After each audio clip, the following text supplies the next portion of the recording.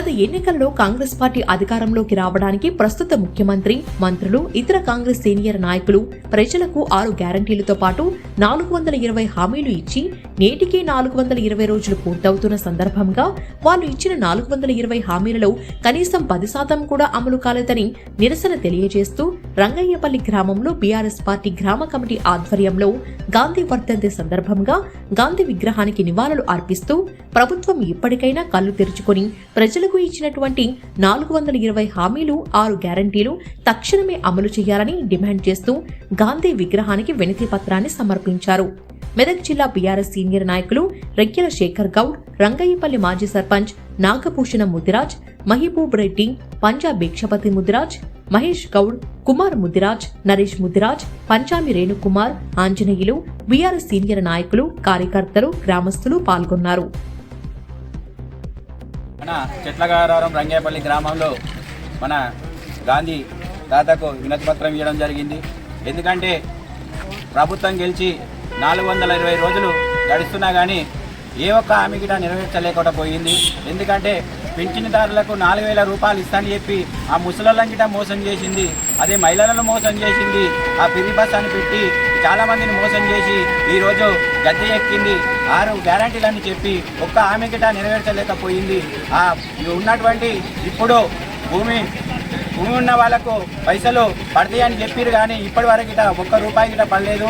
అదే రాత్రి 1 గంటకు ఆఫీసులు బంద్ అవుతాయి కానీ 1 గంటకు పైసలు పడతాయని చెప్పిండు. ఎవరన్నా ఉన్నారంటే మన రాష్ట్రం కాదు మన దేశంలోనే ఉన్నాడంటే రేవంత్ రెడ్డి తప్ప. ఇట్లాంటి మాయ మాటలు చెప్పి గద్దెనెక్కిన తర్వాత ప్రజలను మోసం చేసిన తప్ప మన దేశంలోనే మన తెలంగాణ రాష్ట్రం చరిత్రగా నిలిచిపోయే వ్యక్తి ఉన్నాడంటే ఇదే రేవంత్ రెడ్డి అని.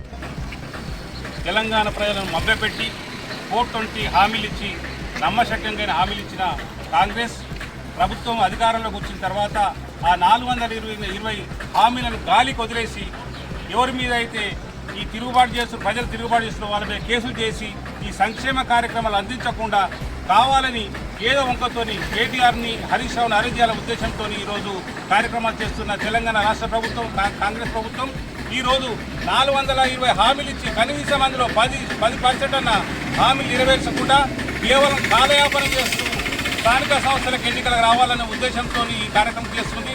ఈరోజు మహాత్మా గాంధీ వర్ధంతి సందర్భంగా ఈ 420 హామీలు ఇచ్చి 420 రోజులు కేవలం ఎంత అన్నాడు, ఒక 3 రోజులు 4 రోజులు నెల రోజుల లోపల నేను హామీలు నెరవేరుస్తాను రేవంత్ రెడ్డి అన్నాడు. 420 రోజులైనా కానీ అందులో ఒక్క హామీ కూడా స్పష్టంగా, ఎందుకంటే రైతు రుణమాఫీ అని కొంతమందికి ఇచ్చిండు కానీ ఎక్కడ కూడా కంప్లీట్ చేయలేదు.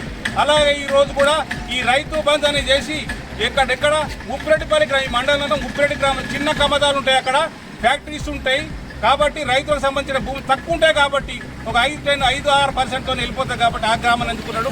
అదే ఇప్పుడు పెద్ద కమతాలు ఉన్న పెద్ద గ్రామాన్ని వదిలేసి అతి తక్కువ ఖర్చుతో ఈ సమయాన్ని గడపాలనే ఉద్దేశంతో రేవంత్ రెడ్డి ప్రభుత్వం చేస్తుంది.